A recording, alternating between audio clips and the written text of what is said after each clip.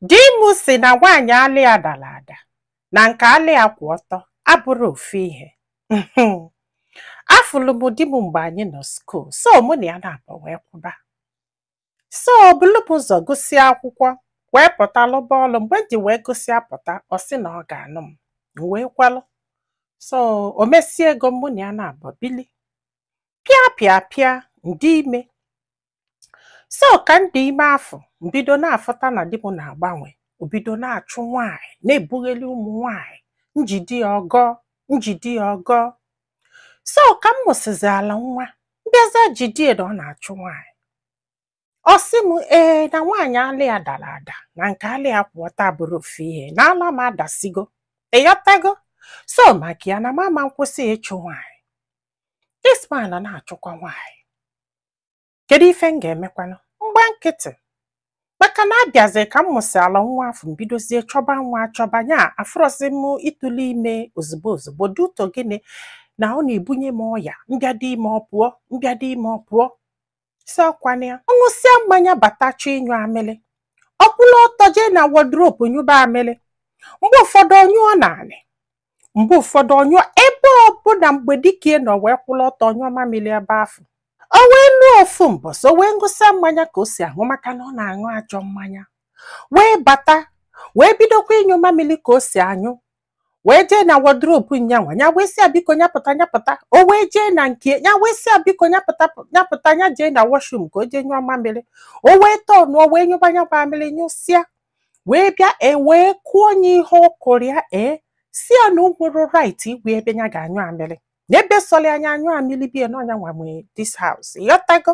Ọ sị m ka ọ na-akụ ya ife ịmagolu na onye ji anya mmanya were akụ mmadụ ife. Ọkwa ọkụsị anya ntị anụ onye ife.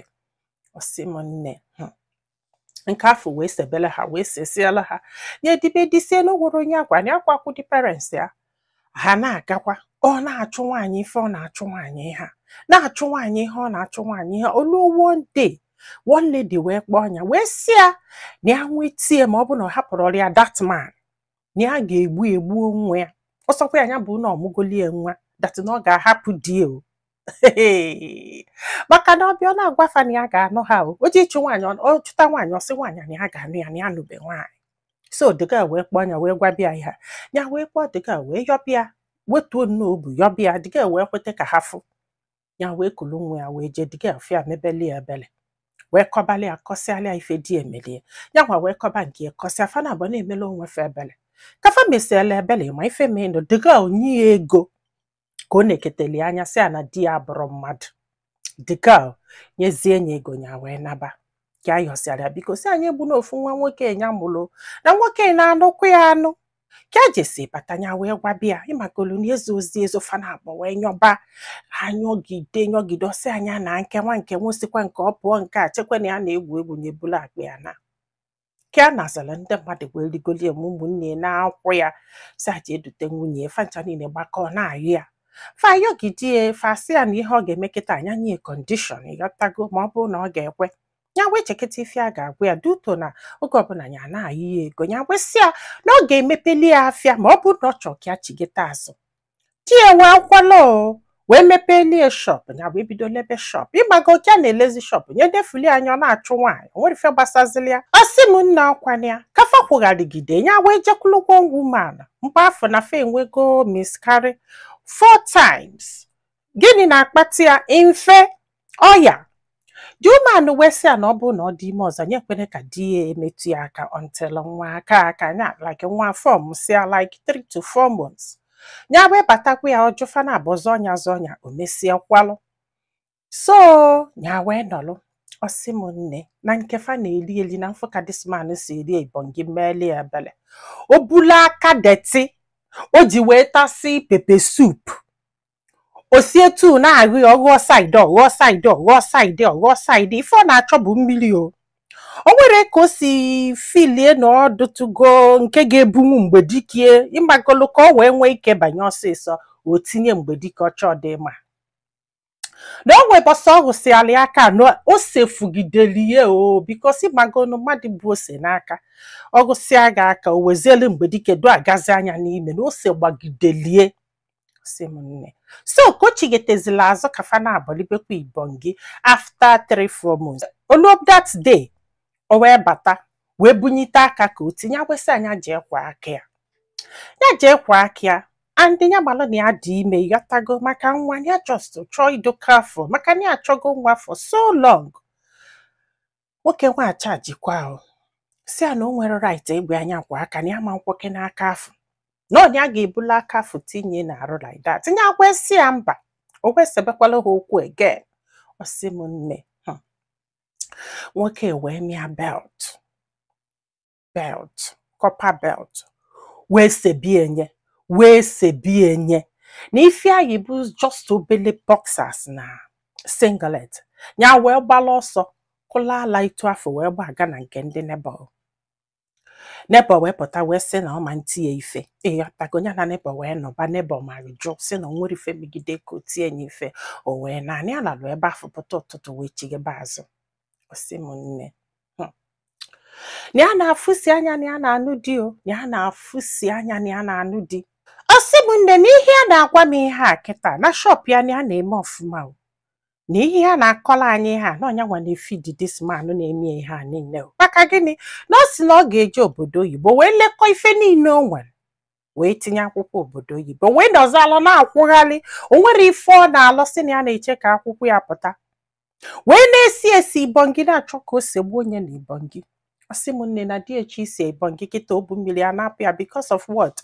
Aka detigodo ọ ga-amanye n'arụ. Ọ gwụsịkwa ibe niile akpọrọ mee nwaanyị nke nwasị m na sisi ya nụrụ ya na ị nwere ike isusi ọnụ. Maka gịnị? Ịsaida na ọnụ ya na-esi mmanya ọ nọ na-esi akanwa isi efi na ndị otie.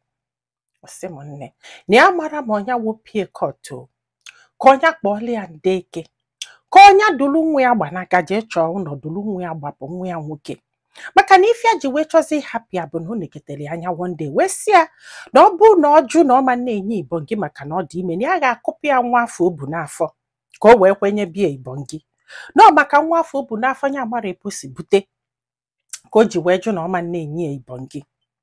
Na-egekwentị ihe mmadụ na-akọ. Si ya beside na ya mara ụdị ime ọdụ na ọ na-abụ ibie dị ime ha jọọ njọ si ya nwa dị ime na-amasọ mma si na o nwere nnekwu imi na o nwere kedu afịa na ọ gbara oji si ọ na-enwu na-eglo. Ụna na-anụkwa akụkọ. Si ya bụ ọ na-asị anyị achụzi na nwaanyị na-alị ya adaga ada na ọ bụrụ onye nwa ka mmadụ ga-akwụsị nwaanyị alị ya kwụ ọtọ mbanụ. Maka na ife ọ na-alaiki na Ibongi so much baala ya ọnwa ala ka ọ bụ. Ị ghọtago? Sị m nne ka a na-akọlụ m ihe a kịta anụnwa na ya dị ime ọnwa ịnọ. Nwoke a wee welu belt wesie ya azụ na mfụgharị ya mmeli ya bele welu belt kwụwasị anya nwaanyị dị ime. Neke ya na-agba ọsọ ọ bụrụ na ihe kpọrọ ya n'ụkwụ ya ama afọ na nwanya chọgo for 5 years.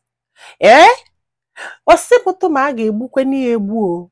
Ka amela ọsọ na ya mara onye a ga-akọlọ na ndị be fada agụ okwu maka na ọnya ji ego na-enyefe ego. Ya kwesị ka amala ife ndị mmadụ lụ. So nwanne m kedu filo kedu ife ọdụgo ka this woman mee na ọnya wepụ di unu ikpe kafa kpebe maka na ife ọgwụ amụ jụọ o. Ka ọnya bụrụ ngwongwo ekulu nwa ya gbanaga bifo ofu mbọsọ kụgbu onye n'aka. Na ọkwanya na-efe di o ọ maghị na-etinye ife si na nwoke ka ọ bụ maghị na-achụ nwaanyị si na nwoke ka ọ bụ maghị na-anyụ amịrị na wardrobe si na ebe sọrọ ya ka a ga-anyụ amịrị. Ike gwụrụ. Amụrụ m ife m ga-ekwu. Amụrụ ife ate ndị tinye mmalụ bụ olure na nke igbu ga-egbu. Nwoke ga-atụba gị ime sị na ọ ga-akụpụ gị nwa igbu n'afọ. And anya mmanya onye nwụrụ mmanya ejirọkwa anya ya kama o mesie pụta yọba biko. Igbusie m yọba biko ma ọ bụ na ị nọrọ na 6 ọ gwụsịkwa ka ọra m n'ọnụ. Gwa anyị filo na comment section maka na ọ ga-enyelu this woman aka iji ma ife ọ ga-eme ma nyekwazalụ m aka tụsa ozi a ka olu ndị ọzọ ntị ndị be anyị daalụnụ ka ọ dị n'ụbọchị ọzọ.